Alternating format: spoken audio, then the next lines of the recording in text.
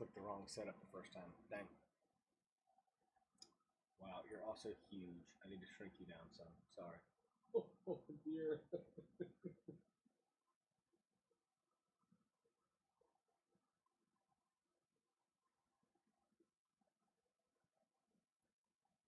I either need to shrink you down or make me bigger. One of the two. You're okay. You're big, I'm little. Sometimes that happens. All the topics are wrong, but I can change that.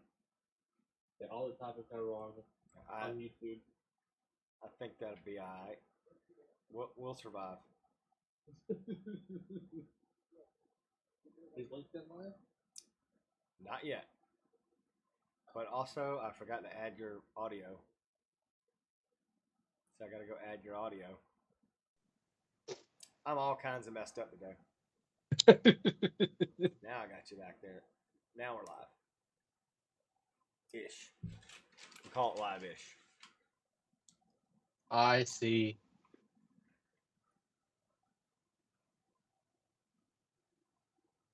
Yes, we are live on.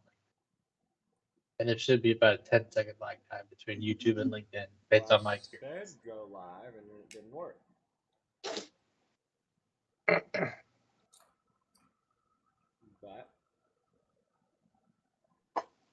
But nope, we are live. Yes, we are. Yep.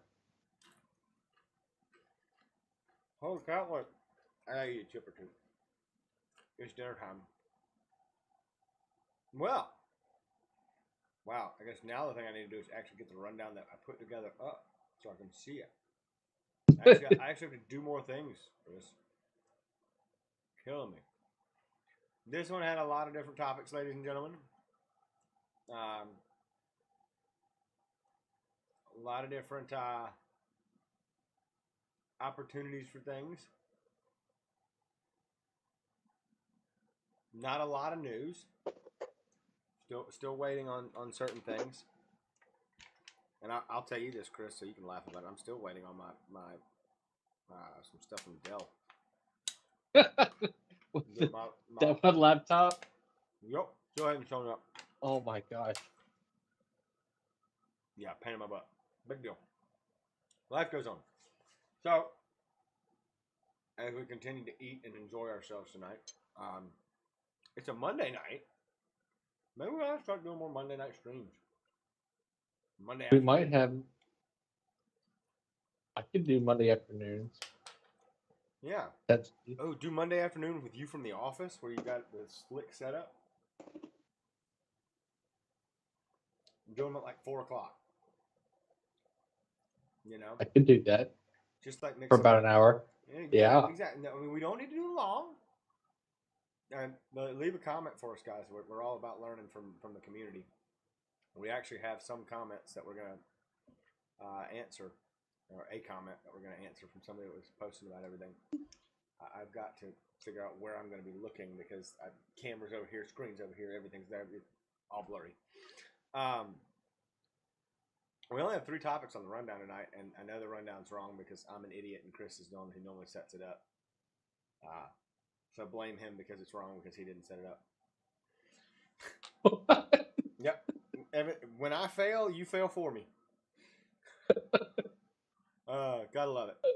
Okay, I'm gonna start this one off. How's your experience with LinkedIn Live for Top Flight going? Great.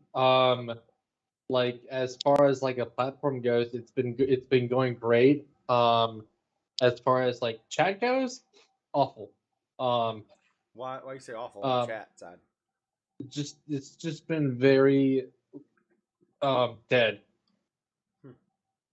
There just hasn't been a lot of chat. I also don't really try very hard to invite people to watch the thing. But like, you know, if they're following Top Flight, then you know it pops up as a notification.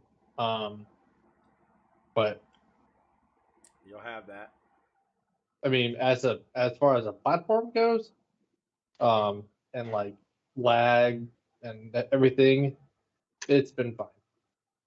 Yeah, I can feel you there to a degree. It's. I think there's engagement out there no matter where you look. You're going to find it somewhere. It's just a matter of finding it. Yeah. One of these days we'll figure it all out, Chris. I'm not good enough to get there yet, though. I'm just waiting to make my shining star of an appointment. No, one of the other things I was going to say is I might do something, might do some collaborations, and with the person that we potentially were going to have on tonight as a guest, he couldn't make it at the last minute just because we were having some technical difficulties, which is why we started late. We apologize for starting late, as we always apologize for, because guess what? We wouldn't be IT guys if we weren't on time. I have never met an IT person that was on time. I hate being late. I try to be on time. I'm not as talking much about that. as I'm talking about like no, let me rephrase that, because you're right. Yes, that's true. Punctuality is a difference between punctuality and delivering on things. It's been a while since I've met an IT guy, and Chris, you're the exception to the rule too, so don't think about it that way. But it's been a while since I've found somebody that's, you know, legitimately made it all work perfectly. But that, my friends, is beside the fact. So the conversation that we are having and are going to have today is around a lot of things. So SIGGRAPH is going on. Want to look at that?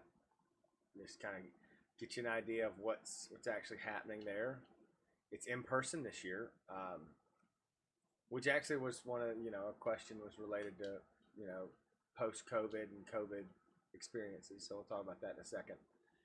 There's a little bit of news we'll go through. We might scroll through the various news sites though and hit the highlights as we go from the recent comical things that we've seen. Ultimately, though, there isn't a whole lot of news that's been out there, but we got to catch you up on what has. More importantly than anything else, and there isn't, I don't have a topic related to this or anything in the rundown for it, so I'm just going to state it out loud. Intel and their shit have hit the fan. Metaphorically and potentially physically, as it might have been. So, if any of you guys have watched anything in the news recently, you would know that Intel severely missed earnings, so much to the point that they recorded a loss for the quarter for the first time in I don't know how long. I mean, I could do some research on it, but I'd probably be wrong. But wasn't it like a $500 million loss? Yeah, it's like 500 million or something like that. Which, I mean, when you look at Intel's cash flow, that's a drop in the bucket to them. So, I mean, they aren't really worried about it, but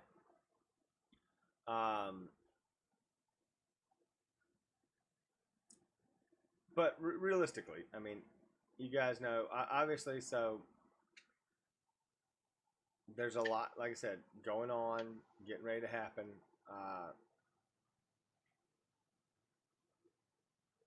But just kind of got to look at it and figure out this is kind of cool. But everybody talks about SIGGRAPH and what it is. But what is it? So, you know, what is the? It is an actual in-person conference this year. That is, it's more trying to figure out the greatest way to explain how it's based, but most of it was and is designed to be a virtual conference. It always has and always will be. It's basically going on from July 25th until the end of October, which is kind of cool. But it's you're getting presentations from everything you want to know.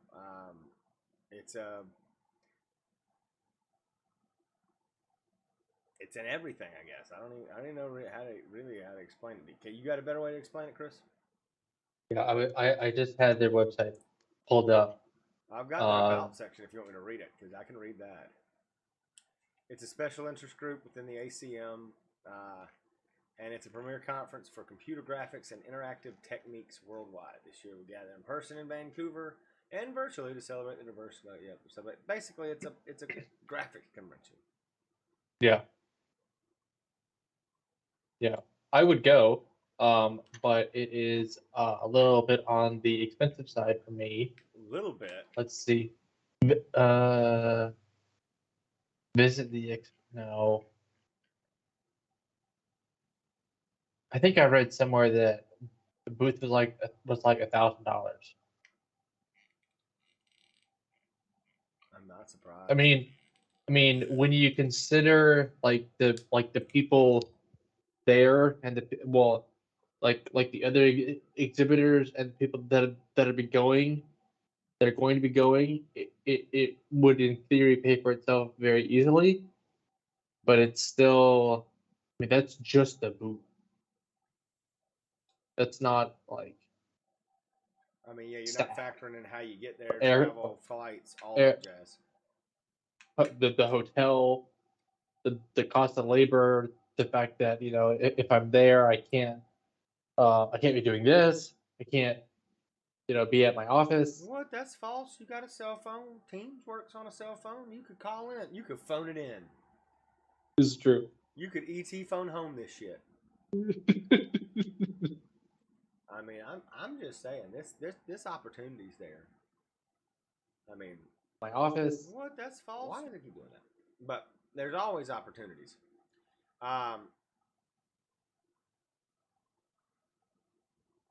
But the do you want to go back to what? The ultimate thing. So SIGGRAPH is going on right now. There's a lot of presentations. Obviously, the event being in person this year is pretty freaking huge. So I guess I called this the title of what I want to call it. Which is we don't have a title on LinkedIn. So if you're on LinkedIn, I'm sorry, but I mean, realistically, what you got to recognize and realize, in my opinion, is this. We are about to enter my favorite part of the year every year. And I don't care if you call it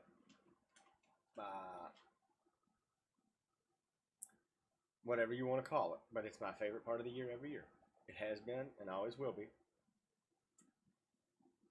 And that's because the weather is finally going to get cooler again up here. I freaking can't stand the heat, man, dude. I don't know about you and this heat waves that we've been having, but it has been brutal. And I do mean brutal. Like that's been one of those things that's been a little bit rough. I'm done with 94, but it feels like 102. Oh, dude, and it's the worst too. I mean, it's one of those things that you can't help. Like it's bad. But yeah, we got it. Yeah, you could exactly, man. We could ET phone home this shit in, dude. We might have to start doing that. We go places, start doing some remote ones. I wish, or like you go places, do some remote ones. I mean, or if that's the thing though, if you host them from the office, you could host them.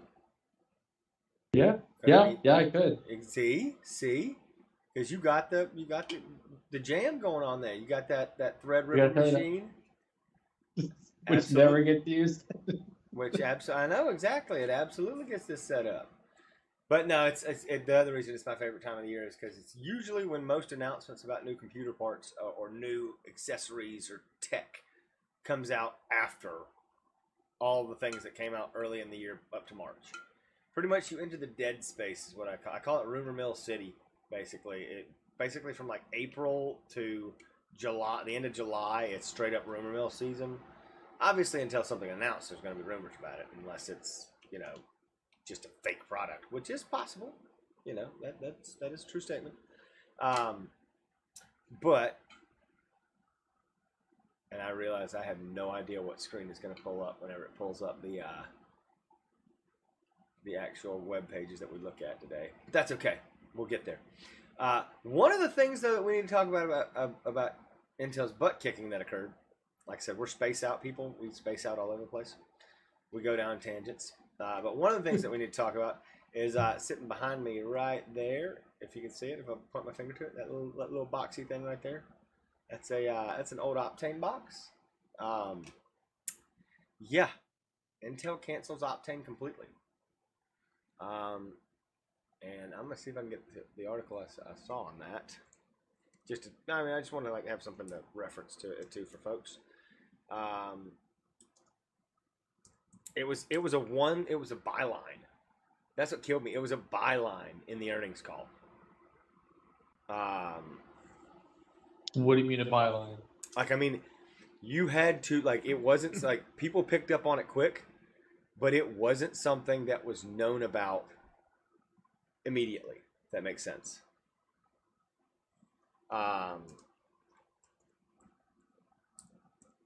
Like, I'll show you what I mean. That's why it's the Tom's Hardware article. So if you go to Tom's Hardware, often you'll see this.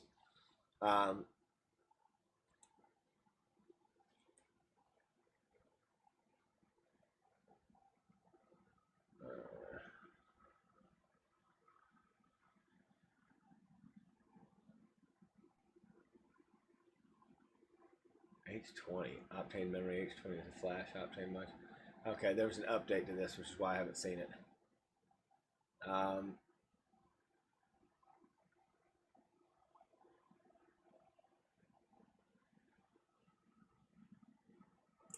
mean, hell, most of this stuff's been discontinued to begin with. Wait. It's an old article. That's why I don't bring it up till I got to it.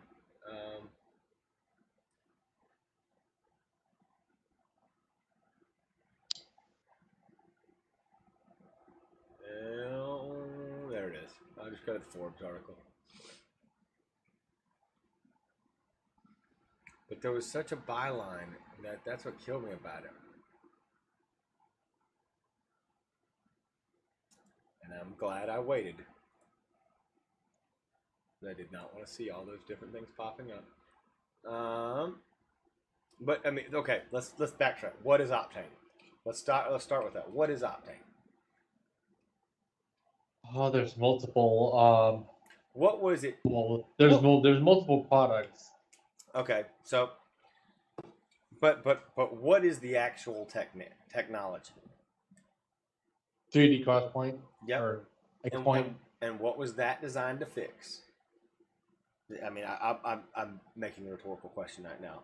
So, when you think about memory as a unit of something that's utilized in the processing, the business of doing processing, right? When you think about memory as a whole, you've got L1 cache, which is really, really tiny, but really, really, really, really fast because it literally sits on top of the CPU core.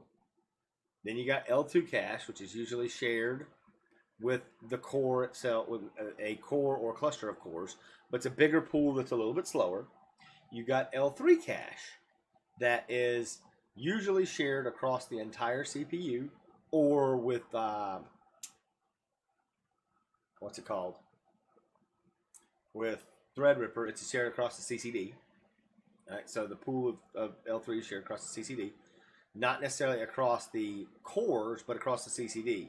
And there is some ability to share it, but there's a lot of latency when you share it that way.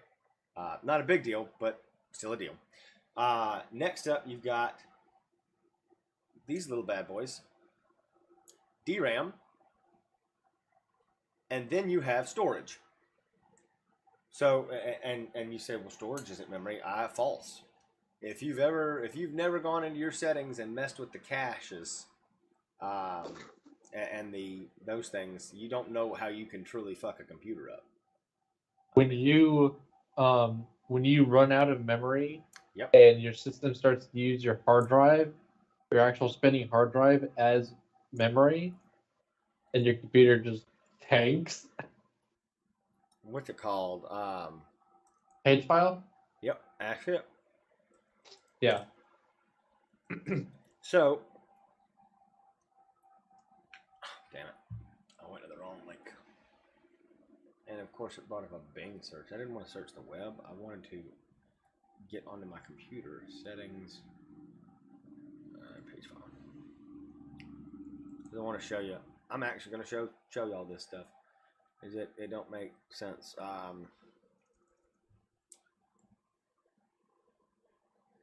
No. Or Y. Memory.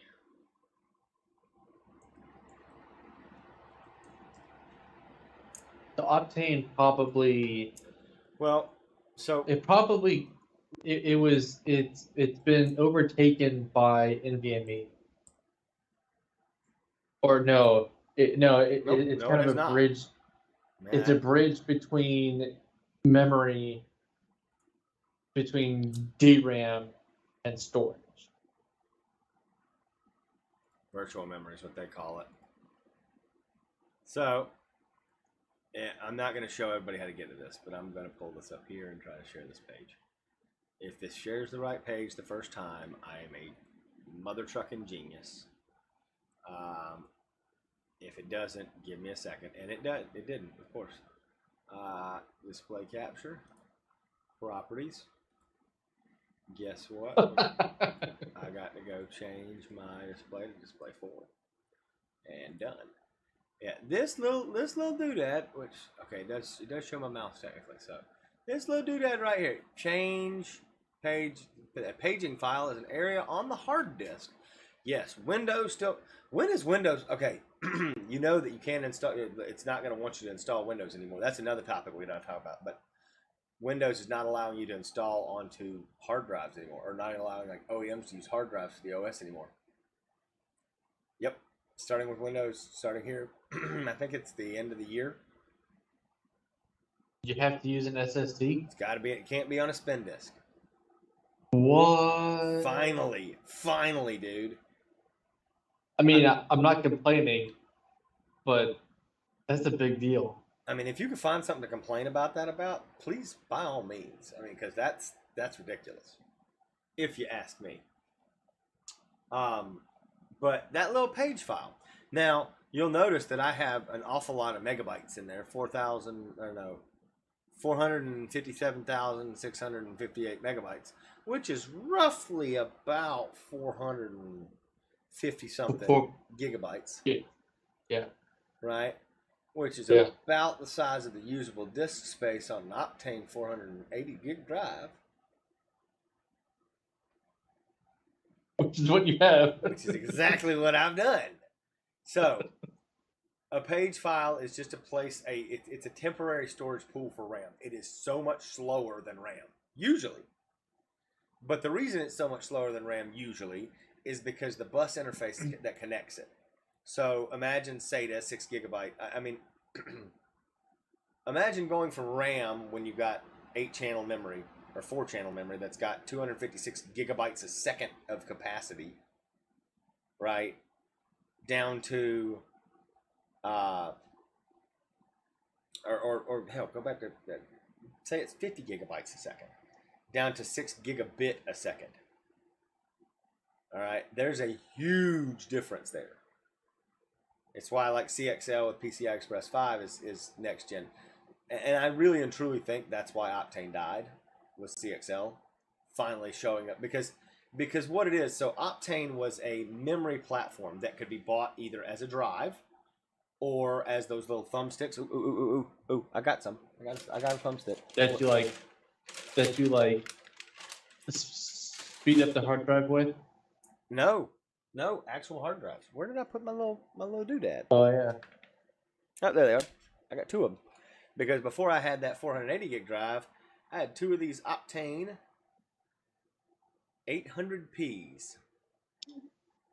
They were SSDs, but they came in a 56 gigabyte version, and then these 2 118 gigabyte versions. Just small. It's tiny. That's a very small drive. But Optane's purpose was, even Optane as a whole, and just like the H10 and H20 and those kind of things, they were all, Optane was really optimized for basically somebody that had a hard drive and needed a large cache. Because for that kind of thing, it acts more like NAND flash than it does NVMe. It acts more like actual DRAM than it does NVMe drives. It's good for that. It's good for going in. It's got very high IOPS, something that even if it didn't have the fastest read write, it had very high IOPS, which is basically means every bit going in and out can go in and out pretty quickly, but it can sit there for a second if it needs to. And I mean, I'm just trying to dumb it down to layman's terms. But I say all that to say this: they killed the business off because they didn't have anybody do any more R&D. Like, they sold off the NAND flash business to who was it? Toshiba? SK Hynix, maybe? Yeah, SK yeah, Hynix. And maybe. they created that solid IGM, Soligim, however you say it. Solid, I'm a idiot for selling off my NAND flash business. And then prior to that, the actual 3D Crosspoint team that existed had been in, well, I mean, the best way I could look at it, they had the fab in Texas that Texas Instruments bought from Micron because they sold everything to Micron, and then Micron said, all right, there's not enough demand, we're gonna quit. Right? I mean, how dumb is that? But, you know, it is what it is. But I say all that to say this. So it's gone. Optane is now officially wrapping. It's out. Like a fat kid in dodgeball, it's out. And that is a crying shame, but that happens sometimes, guys. Sometimes things just have to go by the wayside.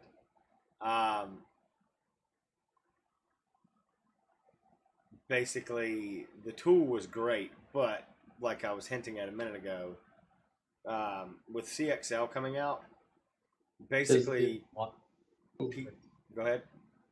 Which is a lot cooler.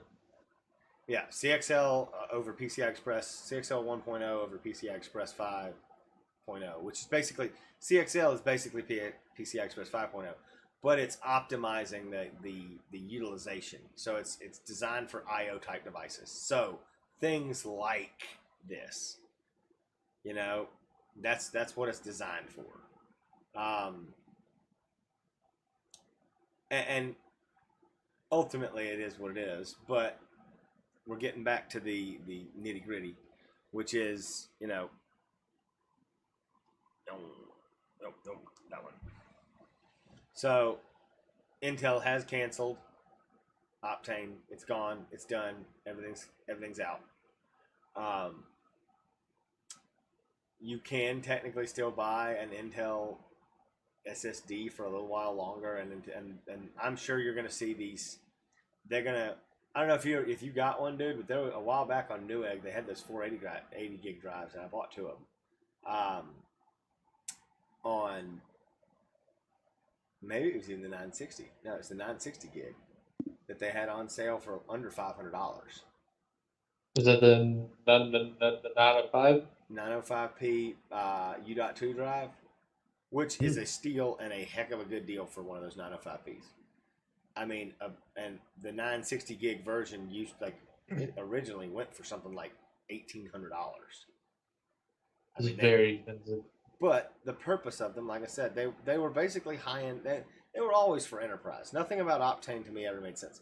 The Optane DIMMs that you could buy, which are basically persistent memory, which you can buy. I'm putting that in quotations because I've never bought one, even though I've tried to before. And I've never. We tried to put those in stock. Oh yeah, we tried to put them in stock, but then we found out how expensive they were. I mean, it was never cost effective, and it's because it never reached the mass market. Now there were some there were enterprise customers somewhere that were using them because they kept developing them for a while, but it was clear when the writing was on the wall if you couldn't see it coming. But it's a great tool. I mean, it's very useful. Like I said, it runs somewhere in between DRAM and flash storage, so NVMe or SATA SSD, that kind of thing. And it's great for like memory expansion, but because it literally is, it treats it's more like memory than it is like flash. But it was not a it wasn't something that was going to last forever. I mean, to the point where I remember Intel business development folks, though, Chris, that were literally pushing Optane a year ago. Maybe pushing it hard 18 months ago, I should say. Good luck with that. I'd say 18 months to a year ago, they were pushing it pretty hard. And you know why they were, just like anything else. I mean, they were doing it because it was a good... the product that it was a good product, and it was designed and developed to do some pretty cool things. But yeah, if I keep not doing this, I'm not going to do it at all. So I'm going to jump on to the actual one of the topics that we have on here because we only have three pretty terrible ones, but they'll be good enough. I wouldn't call them terrible. Well, the first one to me is impressively interesting, and the last one is impressively interesting, and especially for our industry because, well, your industry, but my industry, I should say, more than our industry. But I'm gonna call a spade and say it. So Intel has decided that it's time that they actually want to be a foundry. So they're their contract foundry services. They actually went out and did a smart thing. They hired a veteran from TSMC, who has been nothing but a foundry its entire lifetime, as far as I know. I don't know. All right, I'd have to go back and dig through the interwebs to find it. But if you know off the top of your head, I don't think TSMC ever built a chip design of its own. I don't know. I can't think of anyone that ever did it. They sold themselves on a bill of goods and did it, and they have done it well. And they're having some issues now. I mean, there's some delays in getting to the next nodes down, but it's because you're starting to reach the angstrom level. Well, it's not that. No, it's not the angstrom level. It's the sub-nanometer level, if you want to call it that. But you're getting to the point where, from a technology standpoint, and this is where you got to remember it, from a technology standpoint, you're getting past EUV, which is extreme ultraviolet lithography. Yep. So you're moving to the next version, which is high NA extreme ultraviolet lithography. And that's the way you get down, which Intel will be the first receiver of those machines, I might add. They recognized their miss when they got to 14 nanometer and struggled because they didn't have anything on EUV. And also, I'd like to point out, 10 nanometer SuperFin is not EUV either. They figured out how to do it without it being EUV for some screwy, strange reason. But they made it work finally. Now, if Intel, which we say 10 nanometer, it's Intel 7. If we talk about Intel 4 and 3 and then 18A and so on and so forth, 20A and 18A as we go down, those are all supposed to be EUV and below. And I think 18A is supposed to be the first high NA version. So basically, they're not even going to. They're going to use EUV, get it, push it to its limits, and get off it. Which, I mean, 10 nanometer is doing just fine against 7 nanometer from TSMC, and will probably be competitive with 5 nanometer, but nowhere near as much as it should have been. It could have been, I guess, if you look at it. You can't use the nanometer terminology, guys. Like that's not a. It's transistor density, ultimately. How many transistors you can fit into the package. And I think we've talked about this before on plenty of podcasts. 14 nanometer from Intel was about as good as 7 nanometer from TSMC. Now, 10 nanometer is not quite as good as 5, but it's... Well, five's not quite out yet. Not true. Well, regardless, the numbers don't mean a whole lot when it comes to transistor density.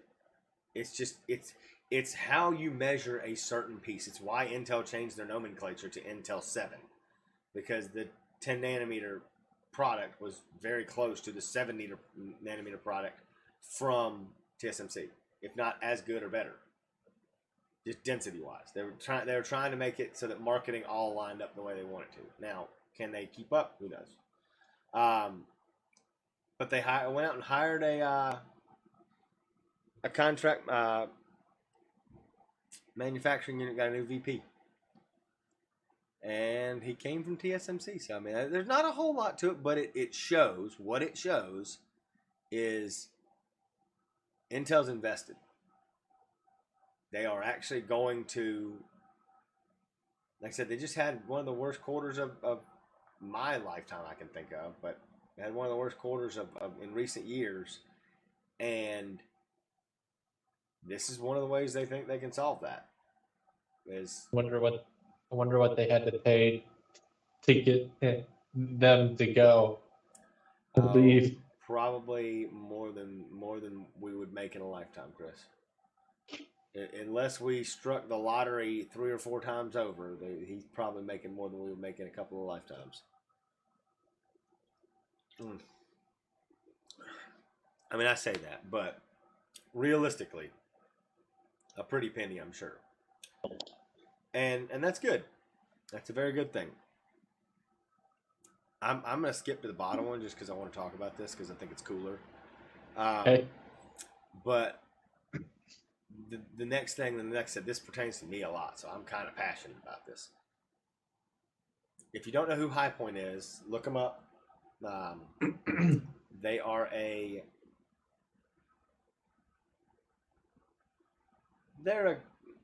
they're a company that manufactures AIC cards or add-in cards for NVMEs or for storage or for SATA controllers, RAID controllers, that kind of stuff. I've got 2 of them in stock. They're great. They work wonderfully. The next point down the line, though, about it is this. So they are developing a new expander card for next-gen SSDs. Now, this is these E.1S cards, not NVMe. No, they are NVMe, but they're not M.2 NVMe. So I'm going to show you what an E1.S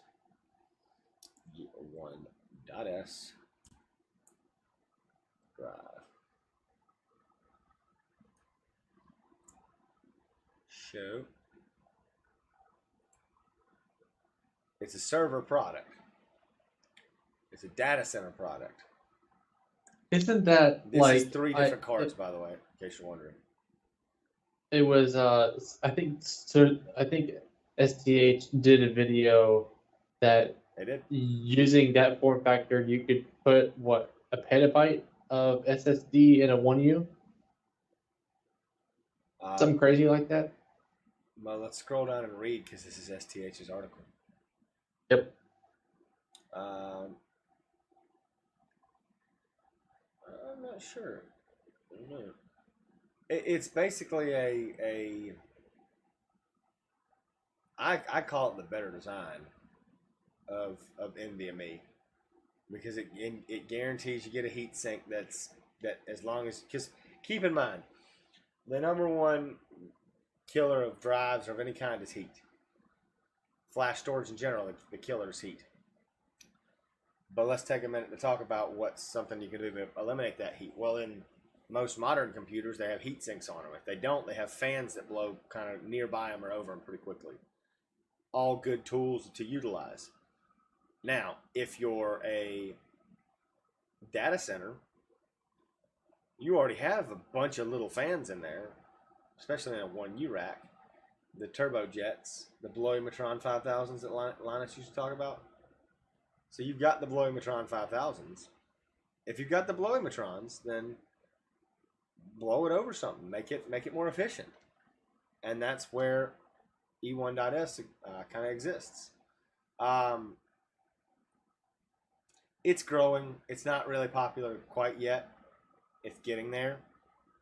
But it's super dense. Yeah, you can get much better densities because the way they use the board's better. They're longer. than M.2, which has always been the limiting factor.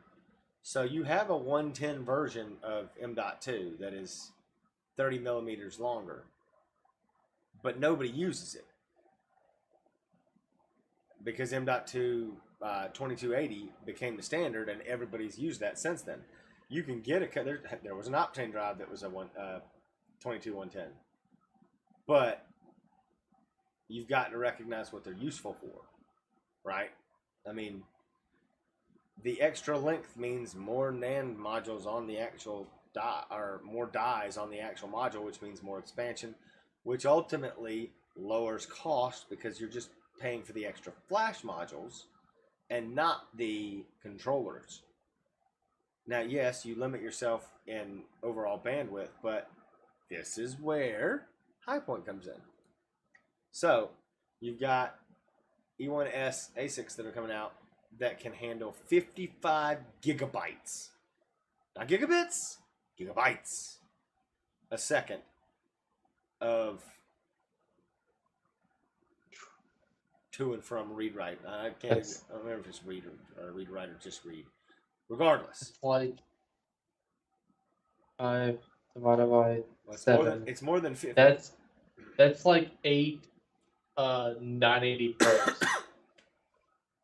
On the best case to scenarios. Let's think about PCI Express Gen 3 though. 3500. 16. Almost 20. We'll round and call it close to 20 drives rated together. And this thing will do it with 8 of them. I'm a little bit impressed by it. I'm hoping that they can figure out a way to do the same thing with M.2s. I don't know.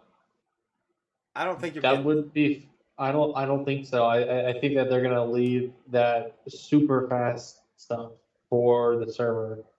I'm thinking.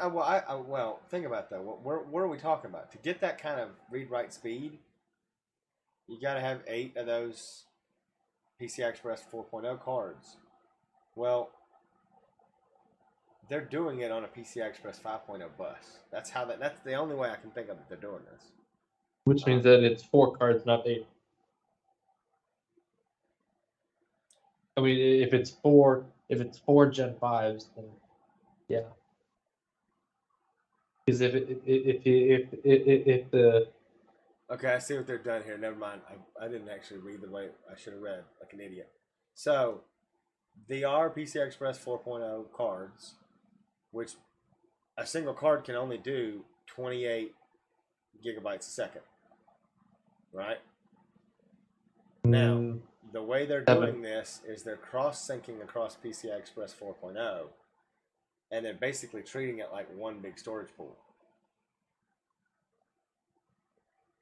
They're using the PCI Express bus like RAID. They're raiding over PCI Express. They're legitimately Leroy Jenkinsing over PCI Express. And if you don't get that reference, we probably shouldn't be friends. But so, I mean, okay, 28 gigabytes per second, but double that is 56. They're getting 55 gigabytes a second. They are only 1 gigabyte a second off of the theoretical peak. And this isn't theoretical. This is this is actual user data. I'm curious to see what it costs. Just go ahead and put Thomas up for adoption, because it'll be your firstborn. I guarantee that'll cost you your firstborn for a while. I mean, HighPoint cards, and for those that don't know, it's better to show than it is to tell. And try to tell.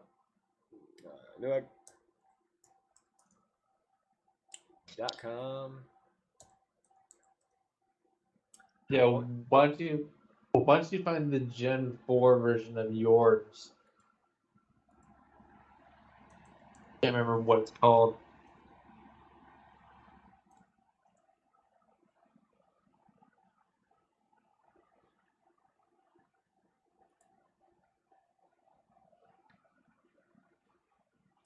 So this is the PCI Express 3.0.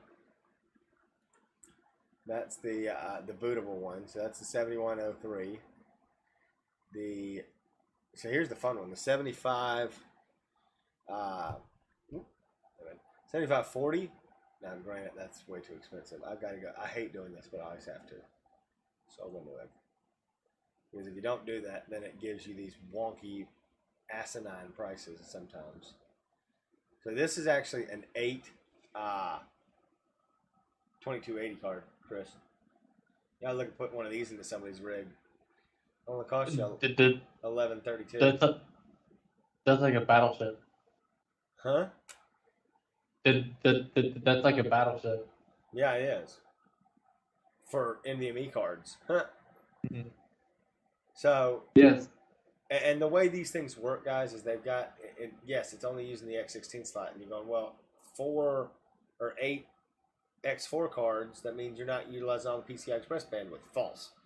They have a NVMe switch built into them, and what they're doing is they're managing the data across everything internally.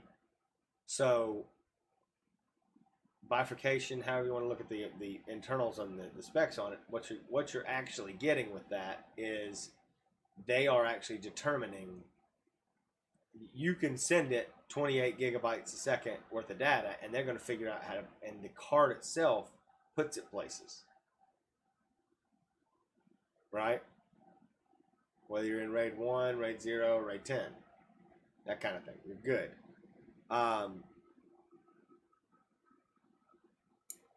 And I mean, like I said, they're controller cards, so they're designed to be smart. This is a fun one. The bootable Gen 3 card that's driverless. That's the kind of thing you have to have as a RAID card for running. That question you were asking me about the other day, Chris, that's one of those things you kind of have to do that. Because it's basically, so for those of you that don't know, we'll go down a trip down memory lane. Xeon Scalable. If you've ever used Xeon Scalable, one of the things you don't know, because you probably didn't have to do it yourself like I did, is that there aren't Xeon Scalable drivers built into Windows, because they assume Xeon Scalable is that servers, not regular Windows. So the onboard drivers will go into a Windows machine when you go to install Windows, or into a Xeon Scalable machine. When you go to install Windows, you're going to have the drivers for Intel VROC and Intel Rapid Storage Environment, RSTE, Rapid Storage Technology Environment. You have to have those drivers to start the installation process, because it doesn't know anything. Now, you might find a motherboard out there that will trick the Windows somehow, but those will be few and far between, especially if you're buying like a Super Micro or a Gigabyte or a server board or something like that to really unleash some potentials. But yes, that is something that you need to know, and it is what it is. So moving down the list, where is Rocket Raid cards? I'm trying to find it. You wanted me to find that card, Chris, and I don't know where it is. 7110 is SAS. That's 20 gigabyte host controller. Nope. I mean, I can go to the distributor and search HighPoint. Let's just do this. Yeah. We'll sort it out this way. I'm just gonna go look at the PCI Express internal connectors. M.2. Go. That solves me out. I get everything I need with this. There is a version out there. I just gotta find it. Nope, I don't see it. And maybe it might be that Newegg doesn't have it in stock or sell it right now. But it would literally be the where is the? Well, even this one doesn't give you the dang. with that. Fine. See, that one doesn't even give me my card right now. But yeah, I don't. It is what it is.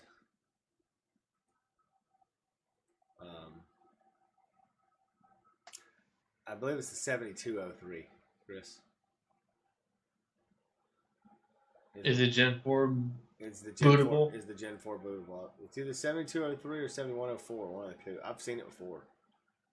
I mean, if I got to go to the HighPoint's website, I can go there.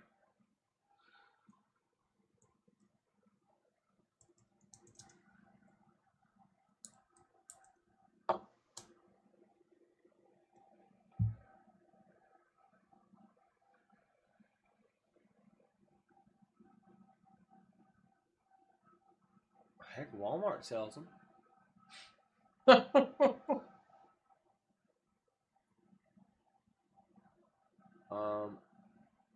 Mother trucker, where's the actual?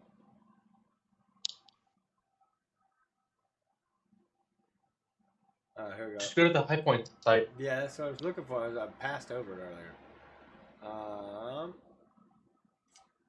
Products. PCI Express. That's HBAs. Is that bootable HBAs? It's an NVMe RAID controller. It's gonna be the 75 series, so that's for sure.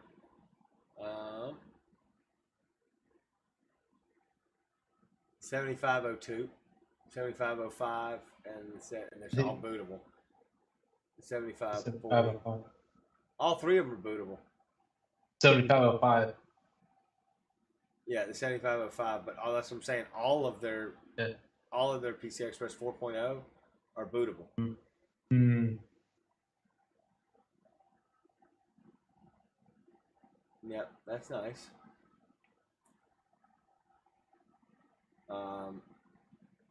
What the heck? Thunderbolt. RAID storage enclosures.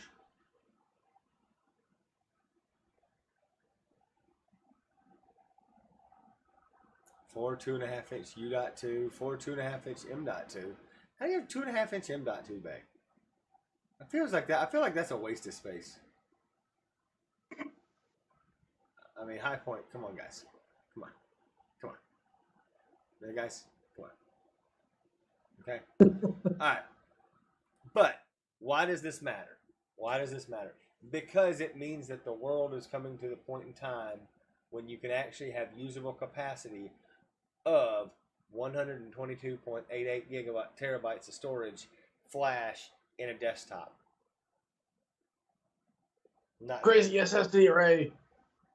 I mean, I ain't paying for that much, but imagine if this filters its way down to M.2s of some type that gets you to 2 terabyte cards, and then now all of a sudden with PCI Express you're teaming those 2 terabyte cards, those cards with a bunch of 2 terabyte drives in it, or 4 terabyte drives in it for that matter of fact. So let's go with 4 by 4 is 16 times 16 plus 16, 32 terabytes of storage. Why does that even matter? Well, if you're somebody like myself, high-speed storage is important for a lot of reasons. Now, 55 gigabytes a second, yeah, it's impressive. I'm not going to lie. But the fact that you can now RAID 2 cards together over PCI Express, that was more impressive to me. I could care less about the speed. I mean, because you're going to lose, theoretically, you're going to lose some, right? You have to. You can't not lose some. But that's that's in our world, Chris. That's something that you just have to accept. You know, it's gonna be that way. You're gonna lose some here, some performance when you RAID something over there. But that's still freaking impressive to me. I'm sorry, you won't convince me it's not. But it does bring us to the next fun story, which is somebody actually spotted in the wild, the rare wild, Intel's infamous W9. No longer is it like a crazy W name, but the W9 3495, which would be a single socket CPU, I'm assuming, because it's a 3495. It's basically the Xeon W version. They're basically assigning a number in front of it, just like they do the i-series. Core i3, Core i5, Core i7, Core i9. Put the W in front of it. So now you got your W9 3495. Which I hate to say it, but guys, if you thought HEDT was still alive, you're falsely wrong. It's dead. HEDT does not exist anymore. It's all going to be workstation. Which, did it really exist? No. It was just they were just bend or partially disabled server chips for years and years and years. Anyways, I mean, HEDT was just scraps. So what are they doing? They're taking advantage of that, and they're creating these workstation version chips to sell to folks. If they make a W3 and a W5, I'm going to kill them. I think that's stupid. But a W9 for the 34 series, and then maybe a W7 for the 34. So the like the 24, the 22 series, if they'd be replacing the old Cascade Lake Xeons or Cascade Lake Core Extremes. Those are that they're going to try to replace. I do have a feeling that they're going to try to replace both. I mean, hand to God, I don't know why they wouldn't, but that's something that I'd keep your eye on the field. Just go out there and read enough about it, guys. It sounds like there's a couple of different platforms coming. I mean, we don't know no one has given anything out to anybody to tell them that, but I wouldn't be surprised. I mean, I know at my company we have a bunch of those old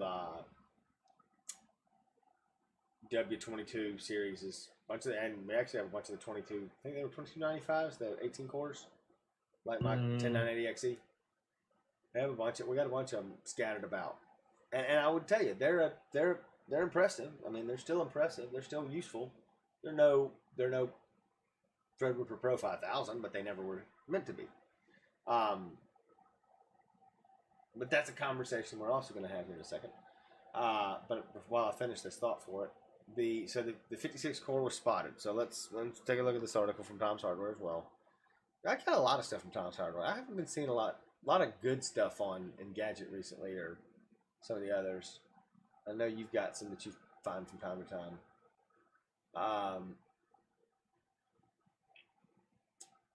We also need to talk about this. So let's make the stopping point right here for just a second. So as the article starts out, Intel already disclosed that it had begun shipments of its qualification validation samples. So that's what QVO means. Basically, they send customers samples so that they can test it out with their workloads and see how it works. Lots of companies do this. Intel, NVIDIA, everybody does it. Intel, pick me. I'll do it. I'll test it for you. Chris knows I have a workload. But I say that to say this. The 34 series is getting a change, but they've been sampling the processors, but they disclosed as part of that earnings call why there's a delay in Sapphire Rapids launch. And so we're kind of coming full circle to the beginning of things. They disclosed that they had some hardware vulnerabilities there was a hardware vulnerability that was found in which patching it was not possible in software without a huge performance hit. So what did they do? Because they hadn't launched it yet, or hadn't actually launched is the wrong term, because they hadn't actually launched to consumers, meaning sent them to OEMs, that kind of stuff. They went and retaped out Sapphire Rapids, and then but they put the mitigation in hardware. So you're no longer taking a performance hit at all for the vulnerability that was found. And when I say vulnerability, think Spectre and Meltdown. 99% of everybody will never have to see that issue. But because these chips go out to multi-billion-dollar corporations, they kind of have to protect their customer. So perks to it is a 56 core chip. It's got a base clock, they say, in this one from the testing one that was 1.8 gigahertz, which I believe is way lower than it will be. On the top of the line chip, you're talking realistically, the baseline though has probably low twos, 2.4, 2.2 gigahertz is the base. So this thing isn't even perfect, but AVX 512 is enabled, Chris. Sorry. Chris and I have these discussions about things all the time, which brings us back to that full circle discussion. So, it's my favorite time of year, Chris. Things are coming out. Conversations are being had. Products are being tested. We're going to see videos about products being tested soon. Ain't that a... Yeah, how long it felt... It's been like... Felt like forever since that's happened. NVIDIA finally has competition. And Intel is starting to look like it might be... It could be, if it doesn't make a turn soon, it could be heading for the days of AMD of yesteryear. No, Right. that's not a true statement. Everyone wants to say that, but that's not a true statement. ARC. Yeah, ARC is a... You know, Chris, I Meteor Lake. well, the problem with both of those things is this. Everyone thinks that everything is supposed to compete with everything. But when you're talking about consumer trips, guys, and this was the conversation we had yesterday, so we're gonna rehash it again. When you're talking about consumer grade products, right? Products that are gaming focused and gaming centric. Anybody that's going out and watching a benchmark of that thing is probably just wanting to see, okay, is it the best name? Because realistically, no, I'll put it to you this way. I wish I could get a copy one of these days to the sales log of all the different processors that Intel sells and all the different processors that AMD sells. Because I would put my salaries, I'd put that multi-million-dollar lotto ticket, whatever you want to call it, on it. Intel and AMD sell more of their R3 and i3 products than they do anything else. Because 99% of people don't need an i9. 99% of people don't really even need an i7. The vast majority of work computers out there to this day have an i5. The vast majority. So when you're talking about purchases, we're talking, multi-billion-dollar corporations buying 50,000 machines. 10% of them, maybe 20% of them is i7. Maybe 5% is i9. Maybe 2 people in the company have something better than that. The rest of them are i5s. Seriously. Because what is the vast majority of what people do on the computer? Office. Microsoft Office. And Office and Chrome. Or they buy a MacBook because that's all that. Because the same thing. MacBooks don't do that. There used to be an age-old saying, and I've said it. If I've said it once, I'll say it 1,000 times. Back when Mac went Intel, when Apple went Intel with their Mac line, people that bought a Mac or a MacBook Pro or whatever, if you went and bought an Intel laptop, if you went and bought a laptop at that time, the bargain bin laptop that you bought from Lenovo or HP or Dell or whoever ran Mac OS better or just as well as anything else, but that MacBook was really designed to run Windows because it had the better hardware in it. Windows has always been the bear of existence. Windows really needs an i3 or better. I mean, you can do it with less. Where's that thing? Where'd my little baggie go? Hang on, Chris. Where'd my little baggie go? Where'd my baggie? Oh, there it is. You can do it with less, and when I say you can do it with less, I'll show you what I mean. You can go out there. Huh? There's a reason why Windows, why we recommend 8 gigs at a minimum to run Windows. Oh God, 8 gigs. That ain't enough. What's that? A computer. You remember these? Is that the compute stick? Yep, it is the Intel Compute Stick Core M3 with vPro inside, by the way. Core M. Oh man, what a product line that didn't last long. Core M. It's the Core M5. That was like a 1 or 2 year product line. I think it was around for a while. Basically, Core M was like a hyper efficient, which means hyper clock down version of what you call it, Chris?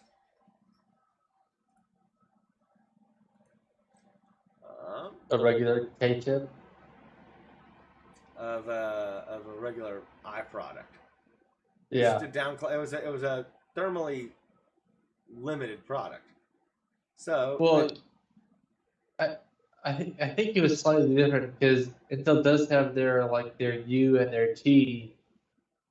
They did. I think they do Core now, M was but I don't think they did back then. They may have. Let me go look.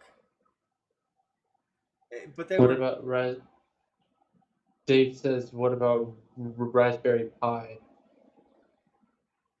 What about them? It's a different product. Yeah. What about it? Yeah. I like the question. Raspberry Pis are a unique. Cluster computing is something that cracks me up these days because I'm still not sure how I look at that, because that's interesting. But you're not running Windows on a Raspberry Pi either, right? Probably not. I would seriously doubt it. Yep, I would too. Does this thing tell me what this thing had in it?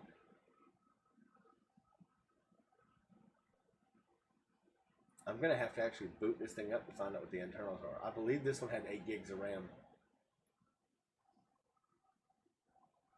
That's like something that you would basically tape behind a TV. I used it, so you know me with my gaming, the games I play, Chris. They're not very.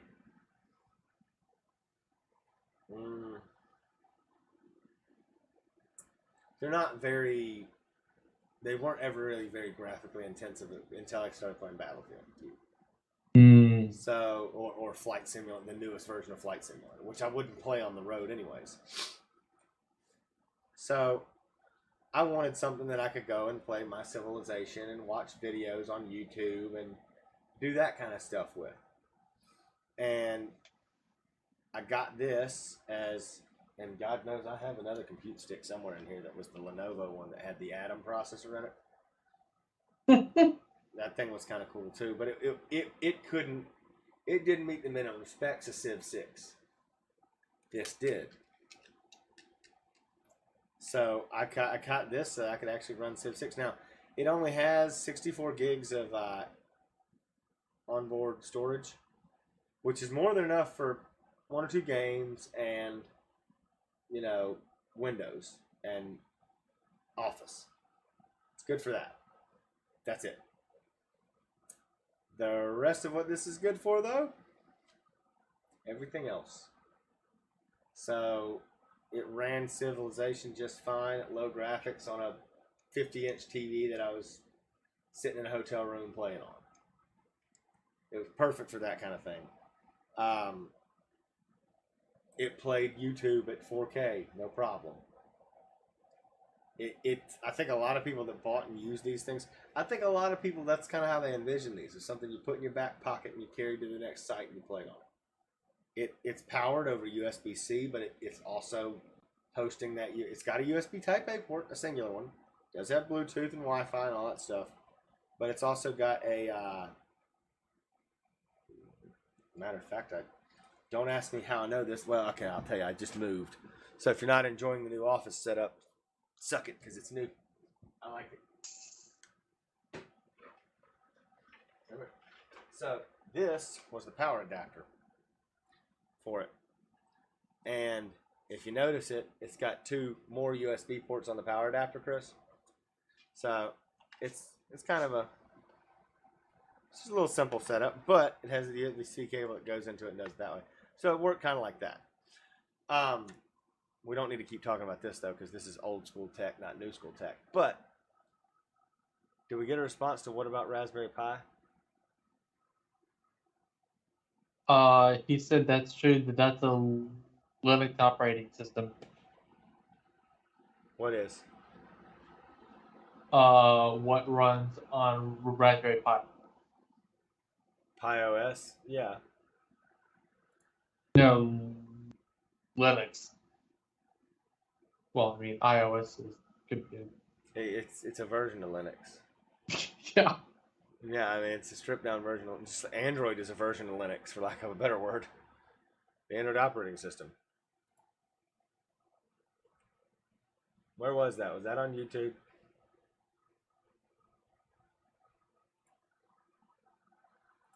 No, all the comments are on LinkedIn so far.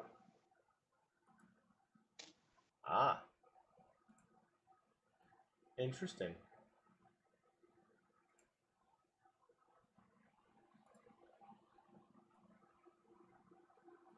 No, all the comments are on LinkedIn.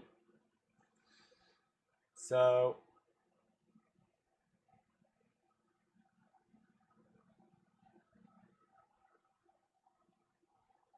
well, and also, if you didn't really know, well, you should. If you're talking to us right now, I'd imagine that you should. But Linux is a Unix-based operating system. So is Mac OS. So that was why you probably. All right, there's your project for somebody out there, and if you do it, I want to see it, and if and I will come to you to see it if I have to. But if you find a way to put Mac OS on a Raspberry Pi, I would love it. I think that'd be hilarious, Chris. I truly do. All right. So we've gone down the rabbit hole enough. Let's try to start wrapping this up. It's my favorite time of year. Like I said, going back to it. Hopefully it's your favorite time of year too, Chris. I mean, we're hearing rumors we might get new RTX 4000 series GeForce GPUs, which would mean we'll probably get some new enterprise ones too. I think I saw something that Ryzen is coming out in September. That they're gonna try to beat Raptor Lake out. Yeah, and I'll tell you why I think they are, but let's keep going with that one because that it continues the conversation where we were going with this in the first place. But AMD needs some wins. AMD needs some wins in the workstation market. So AMD has successfully been taking client computing for a while, and obviously, why wouldn't they be? There aren't many client computing needs that require AVX 512 or, SSE 4.2. Most of them can all be run on AVX2, which all of Ryzen processors support if it's a personal computing need, right? So why is that a big deal? Well, AMD has struggled to really take a hold and get out into workstations. And when I say workstations, I mean business computers. because for some reason, programs like Autodesk, the Autodesk suite of softwares, Unreal Engine up until they figured out how to utilize 64, just throw more cores at it. Things like that. Most of those programs didn't operate well on AMD's platform. And so they've been trying to get that market share back. And they're comparing Raptor Lake. People are out here comparing Raptor Lake and are saying, oh, we also have to compare Sapphire Rapids to Zen 4. Because Zen 4 is getting ready to launch in the data center. Because if they launch Zen 4 here in a couple of weeks in the client, they're going to launch it in the data center right behind that. And I would be the first person to tell you false. Sapphire Rapids is not out there to compete with Zen 4. I know what your take is, Chris, but that's me. It's just not. It's not out there to compete with Zen 4. Doesn't make sense to. Sapphire Rapids is going to compete with Zen 3. Because they're not going to launch, because we launched the Zen 3 Threadripper Pro how long after Zen 2? Chris? Like, oh God, like a year or two. It was over a year. I guarantee it was over a year. Let's see. Look that one up. Why don't you for me? Find out when did Zen 3 Threadripper Pro. So we can say we'll call it launch in April or available in April from Lenovo, maybe even May. But when did it launch? When did the original one launch to Lenovo? Zen 2 Threadripper Pro. Threadripper. Yep.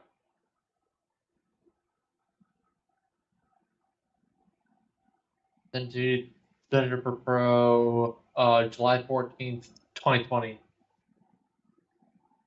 All right. So at least 20 months. When did Zen 2 Threadripper launch?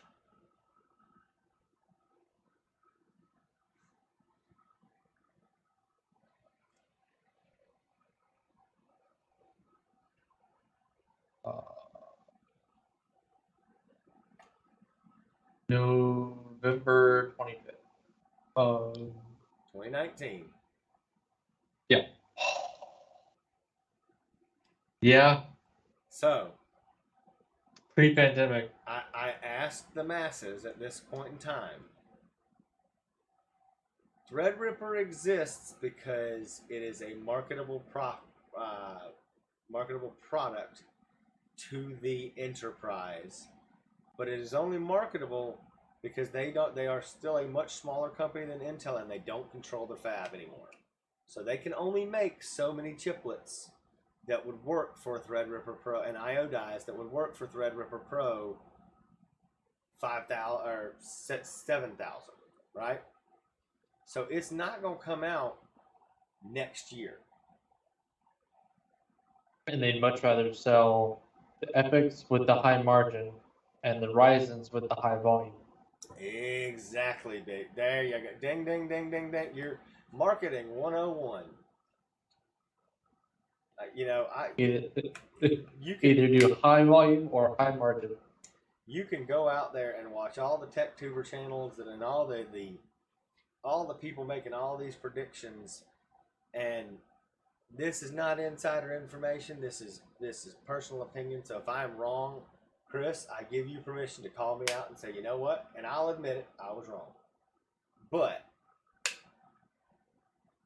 I'd put money down there and say, I'd bet you a burger that I'd bet you a burger and beers that it'll be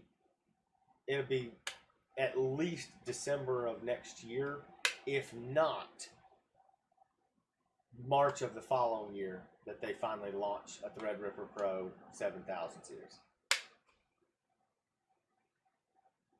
Maybe a Threadripper Pro, and maybe they go in like fall next year. Maybe a year later they'll launch it. I feel like that's an accurate statement. because once again, what are they competing against?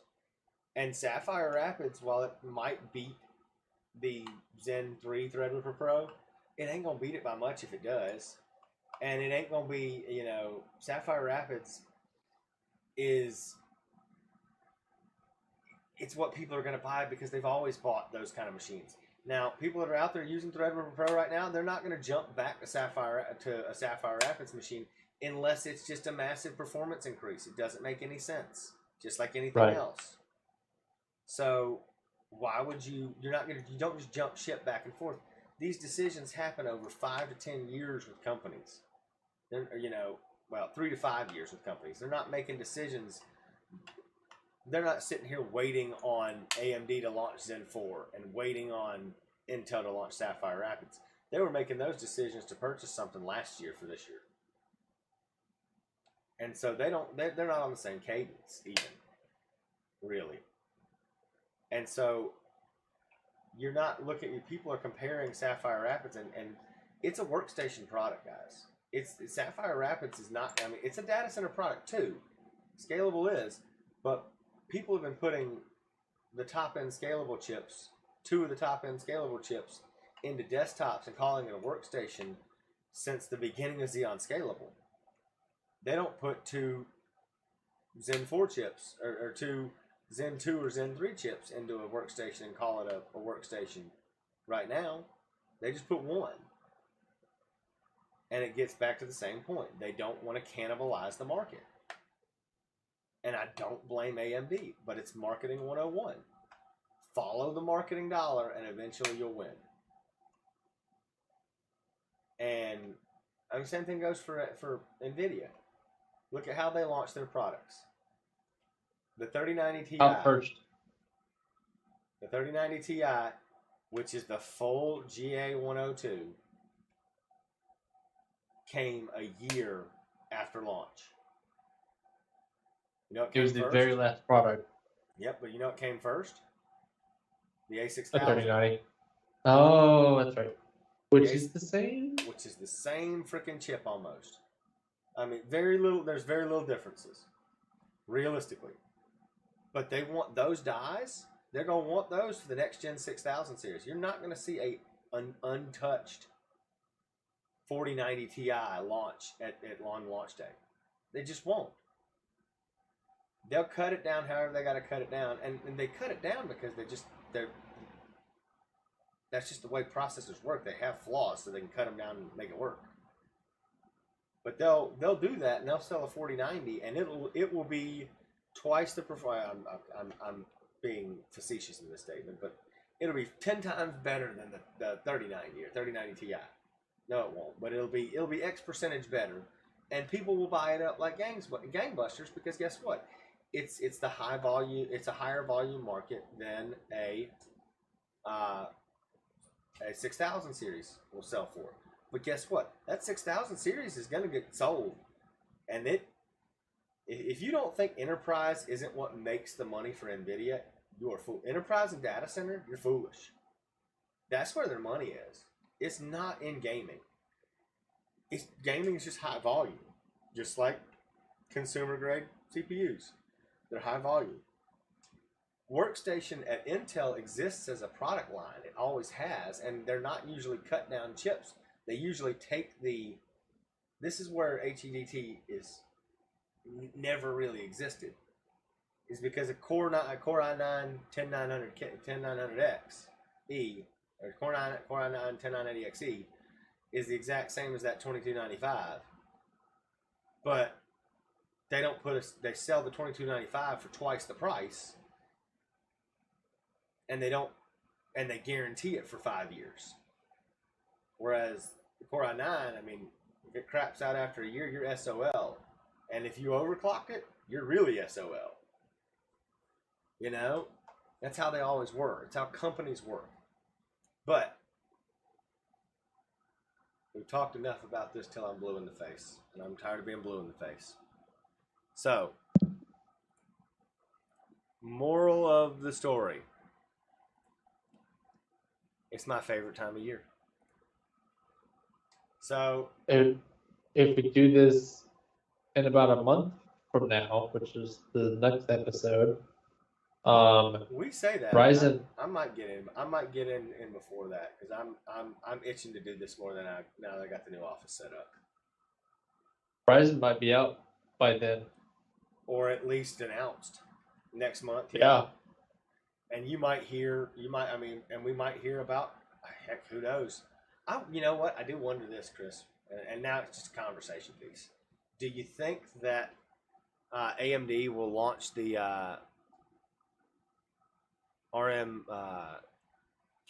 RDNA 3 cards at the same time as they launch Ryzen?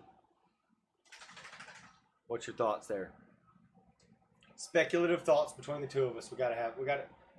This might be a new topic series for us. Speculative thoughts. Wagers or whatever we want to call it. But when do you think? Do you think they launch at the same time? Because with their AMD Smart Access memory, I think that's a bright idea. I'm gonna say yes. I mean, if it's ready, I don't see why not. Because Nvidia is supposedly launching something this fall too. I mean, obviously, if they don't, shame on them because 2 years is way too long for a product life cycle.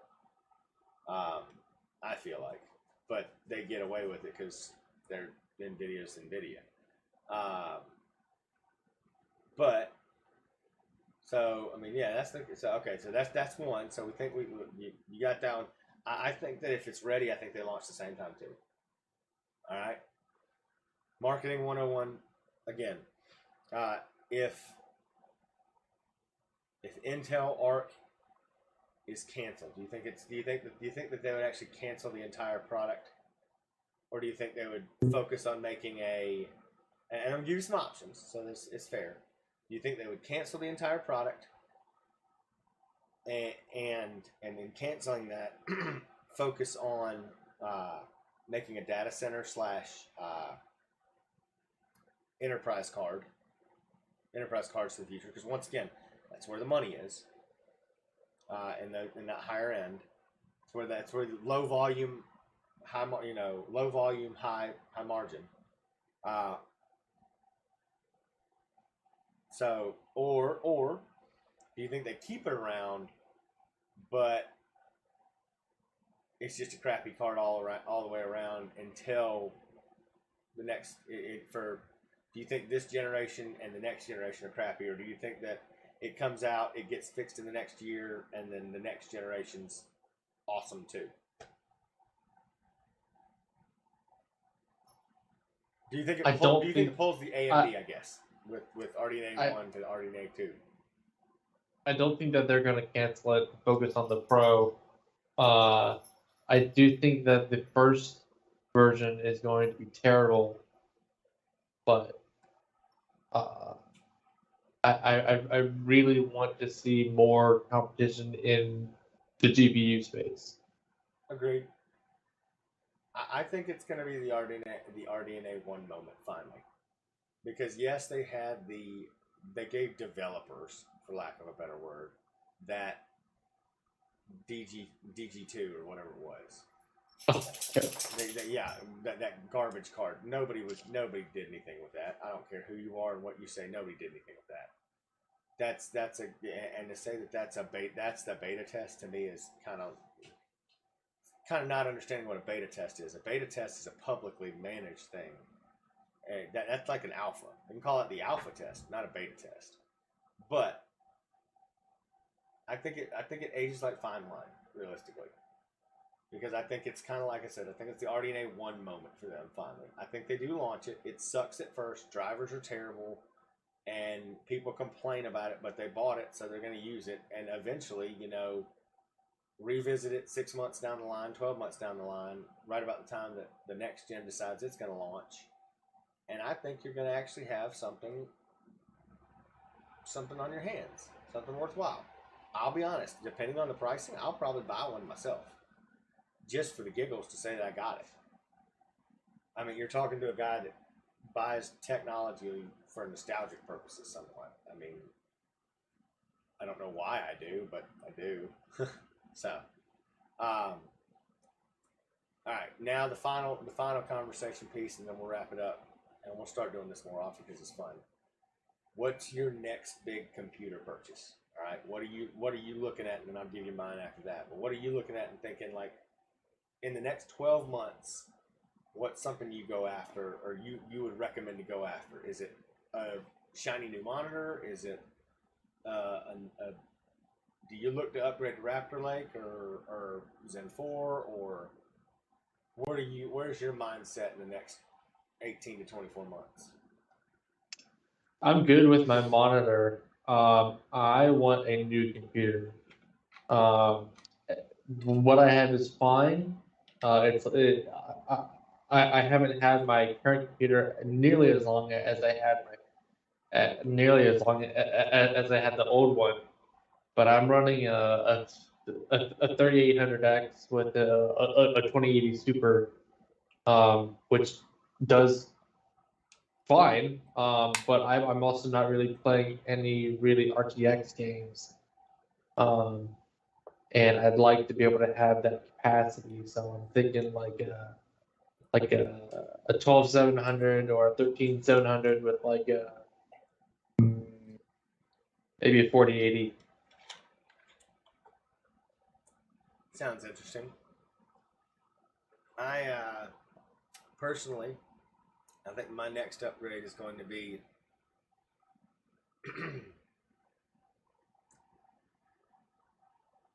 whichever comes out first. Either a Sapphire Rapids single socket type machine with maybe 512 gigs of DDR4 DDR5 non-ECC though, because I am one of those believers that they'll give me 8 DIMMs, or they'll give me 8 DIMMs where I can put 64 gig DIMMs in them pretty soon. Or I'll go with Zen 4, the Zen 4 Threadripper Pro, whichever one comes out first. Because I mean, I'll be the first person to tell you, I have a workflow within my personal life that takes advantage of AVX 512, and I'm not buying something that doesn't have it. Like, I'm not going to personally spend my money on something like that. Now, corporately, that's a whole different policy. I might buy some Zen 3 Threadripper Pro machines because they have a purpose. But that's just, you and I, that conversation piece. But that's where we're looking 18, 24 months out for ourselves. What are you guys thinking? Leave a comment, drop it down there. COVID policy. Let's answer that question before we go. We had a question before the podcast even started. I want to answer his question, and I think it's a fair question. So, COVID, post-COVID trends. Well, one, people are getting out more, and so their purchase to me. I'll give you my 2. I'll give you 2, then you give me 2, and then I'll wrap with 1. So the first one I would say is people are getting out more, so they're looking for more wearable type technologies for being outside. Drones are getting back to being a big thing again. I've noticed, but we haven't had much innovation in the space. So I think there's a pretty big market for drone innovation, and that's something to look for, I would think, Rodrigo. I would also say, from using my marketing 101 hat,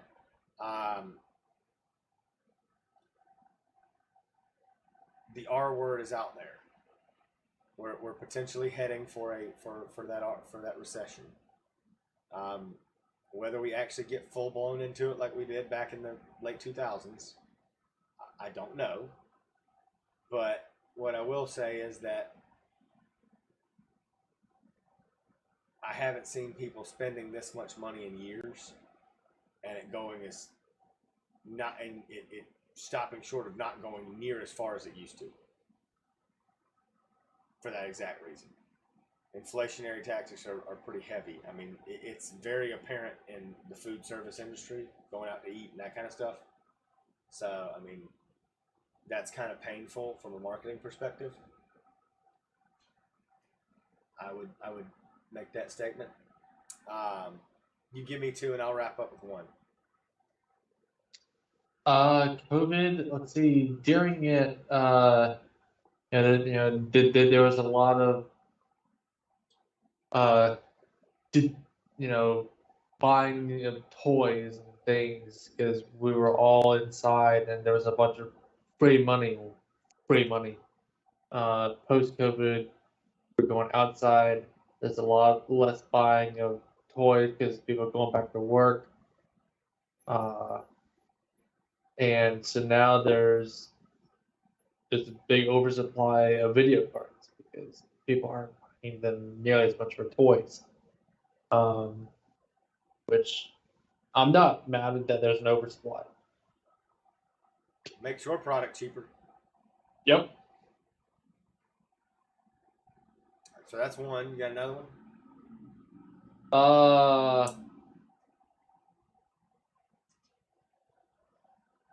Not off the top of my head. All right. Well, I'll give the answer to Dave.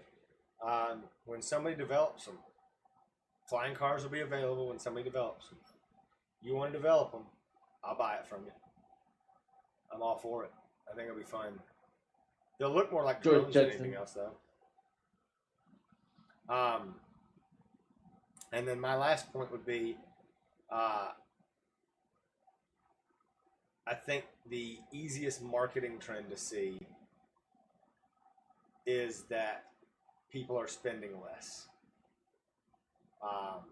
Capital is flowing corporately heavily right now, but the individual is spending less. And if nothing else proves that, Intel's earnings prove that. They bet big that they needed to get a bunch of products out there because they needed to supply all these companies. And where do low margin but high, I call it volume. Low margin, high volume product sales hit you the hardest? When the person quits buying, when people quit spending the money on it. It will catch up with Intel. It's caught up with Intel already. It'll catch up with NVIDIA. It'll catch up with AMD faster than you can shake a stick at it. If you focus on high volume, low margin products, eventually, and that's kind of what Intel's had to do recently, that will hit you. But look at laptop sales are way down, and that's been an Intel staple. One of the reasons I think laptop sales are down is what you pointed out earlier. People were indoors. They didn't need to be as mobile. Now they're starting to get more mobile, and so laptop sales will start to come back in, and Intel will bounce back from that. But all that being said, been fun. Have a good evening, and Chris, let's go to bed. Soon. Bye out.